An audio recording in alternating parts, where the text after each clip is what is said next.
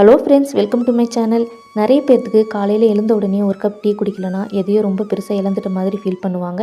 அந்த மாதிரி இருக்கிறவங்களுக்கு தான் இந்த ரெசிபியை ஷேர் பண்ணியிருக்கேன். இந்த டீயை ஒரு கப் குடிச்சிங்கன்னா போதும், அந்த நாள் முழுக்கவே ரொம்ப ரிஃப்ரெஷிங்காகவும் இருக்கும். அதே மாதிரி திரும்ப திரும்ப குடிக்கலான்னு தோணும். அந்த அளவுக்கு டேஸ்ட் ரொம்பவே சூப்பராக இருக்கும். இந்த டீயை நல்ல கோல்டாக இருக்கும் போதும் த்ரோட் பெயின் இருக்கும் போதும் வச்சு குடிச்சிங்கன்னா ரொம்பவே ரிலீஃபாக இருக்கும். என்ன மாதிரி டீ ரொம்ப விரும்பி குடிக்கிறவங்களுக்கான மசாலா சாய் எப்படி செய்கிறதுன்னு பார்க்கலாமா? வாங்க. எந்த பாத்திரத்தில் டீ வைக்கிறீங்களோ அதில் எல்லா பொருளையும் சேர்த்துக்குங்க. 2 துண்டு பட்டை சேர்த்துக்குங்க. 4 ஏலக்காயை நல்லா இடிச்சிட்டு சேர்த்துக்குங்க. இது கூட சின்ன துண்டு இஞ்சியை இடித்து சேர்த்துக்குங்க. ஒரு பிரியாணி இலையை இந்த மாதிரி சின்ன சின்ன பீசஸாக கட் பண்ணிவிட்டு சேர்த்துக்குங்க. பிரியாணி இலை சேர்க்கும் போது ஃப்ளேவர் ரொம்பவே நல்லாயிருக்கும். 1 டீஸ்பூன் ட்ரை ரோஸ் சேர்த்துக்குங்க. நீங்கள் எத்தனை பேருக்கு டீ போடுறீங்களோ அதுக்கு தகுந்த மாதிரி தண்ணி இதில் சேர்த்துக்குங்க. நான் இன்றைக்கி 4 பேர் குடிக்கிற அளவுக்கு டீ போட போகிறேன். அதனால் 2 டம்ளர் தண்ணி நான் சேர்த்துக்கிறேன். பால் தண்ணி ரெண்டையுமே மெஷர் பண்ணி எடுத்துக்கோங்க. நீங்கள் ரெகுலராக எவ்வளோ டீ தூள் போடுவீங்களோ அது மாதிரி போட்டுக்கோங்க. நான் இன்றைக்கி 2.5 டேபிள் ஸ்பூன் டீ தூள் சேர்த்துக்கிறேன்.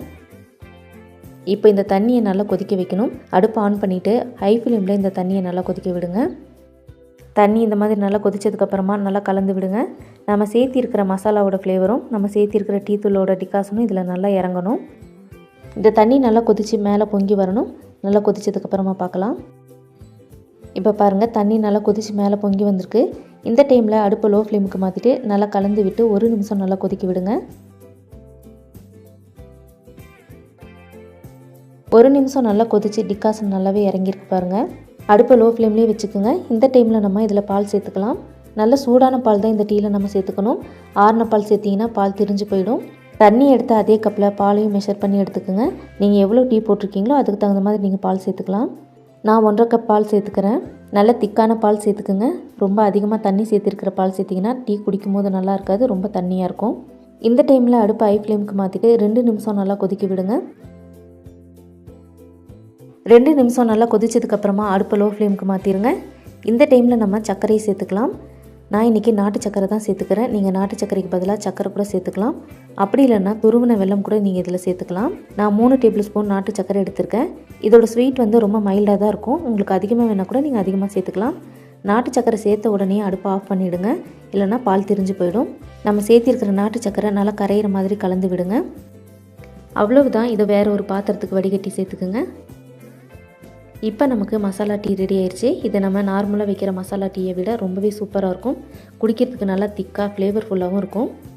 இதை நீங்கள் 1 டம்ளர் குடிச்சிங்கன்னா போதும், திரும்ப திரும்ப குடிக்கணும்னு தோணும். அந்த அளவுக்கு டேஸ்ட் ரொம்பவே நல்லாயிருக்கும்.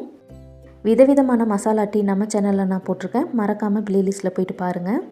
இந்த டீ உங்களுக்கு பிடிச்சிருக்குன்னு நினைக்கிறேன். பிடிச்சிருந்தா செஞ்சு பார்த்துட்டு எப்படி இருக்குன்னு கமெண்ட்ஸில் சொல்லுங்கள். மறக்காமல் உங்கள் ஃப்ரெண்ட்ஸ் அண்ட் ஃபேமிலிக்கும் ஷேர் பண்ணிவிடுங்க.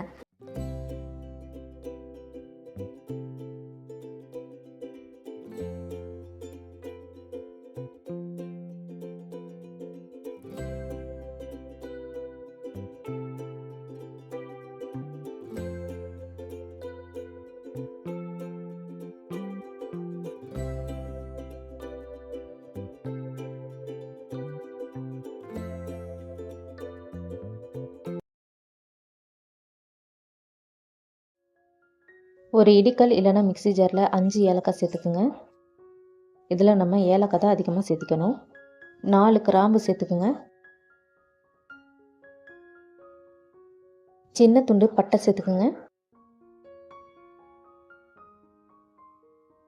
இப்போ இது எல்லாத்தையுமே கொரகொரப்பாக இடிச்சுக்குங்க.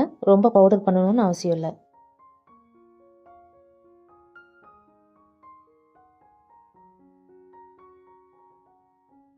இந்த அளவுக்கு இடிச்சிங்கன்னா போதும். ஒரு சின்ன துண்டு இஞ்சியை தோல் சீவிட்டு கழுவிட்டு இதில் சேர்த்துக்குங்க. இதையும் இப்போ நல்லா இடிச்சுக்குங்க.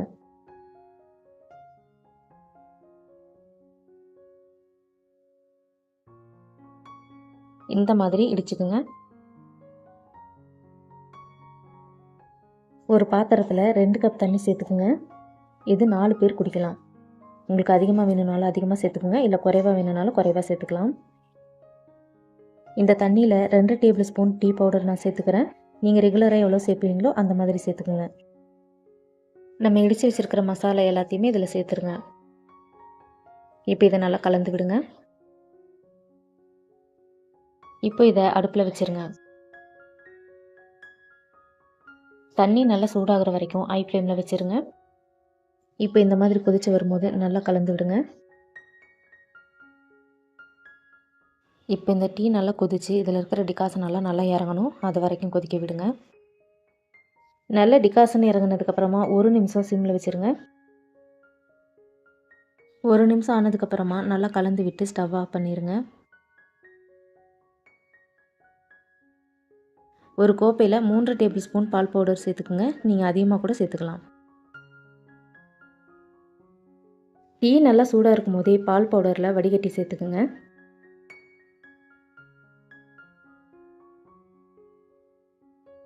நம்ம சேர்த்துருக்கிற பால் பவுடர் நல்லா கரையிற மாதிரி 2-3 தடவை நல்லா ஆற்றிடுங்க. ரொம்ப நேரம் ஆற்றக்கூடாது, சீக்கிரமாக ஆறி போயிடும்.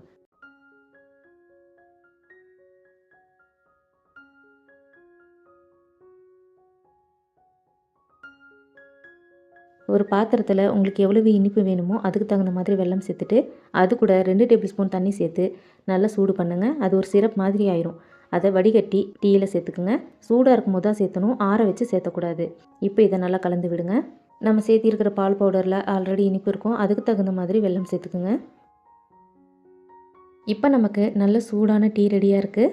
ஒரே ஒரு தடவை இந்த டீ போட்டு குடிச்சு பாருங்கள். இனி டெய்லியுமே இந்த டீ தான் வைப்பீங்க, அந்த அளவுக்கு சூப்பராக இருக்கும். இந்த டீ உங்களுக்கு ரொம்ப பிடிச்சிருக்குன்னு நினைக்கிறேன். பிடிச்சிருந்ததுன்னா வச்சு குடிச்சு பார்த்துட்டு எப்படி இருக்குன்னு கமெண்ட்ஸில் சொல்லுங்கள். மறக்காமல் உங்கள் ஃப்ரெண்ட்ஸ் அண்ட் ஃபேமிலிக்கும் ஷேர் பண்ணிவிடுங்க. நம்ம சேனலை சப்ஸ்கிரைப் பண்ணாதவங்க சப்ஸ்கிரைப் பண்ணிக்கோங்க. பக்கத்தில் இருக்க பெல் ஐக்கானையும் கிளிக் பண்ணிவிடுங்க. இந்த ரெசிபியில் வர ஒவ்வொரு பொருளோட அளவையும் நான் டிஸ்கிரிப்ஷனில் கொடுக்குறேன், மறக்காமல் செக் பண்ணி பாருங்கள். இவ்வளவு நேரம் நம்ம வீடியோவை பார்த்ததுக்கு ரொம்ப நன்றி. இன்னொரு சூப்பரான இன்ட்ரெஸ்டிங்கான ரெசிபியோட வர வரைக்கும் பாய்.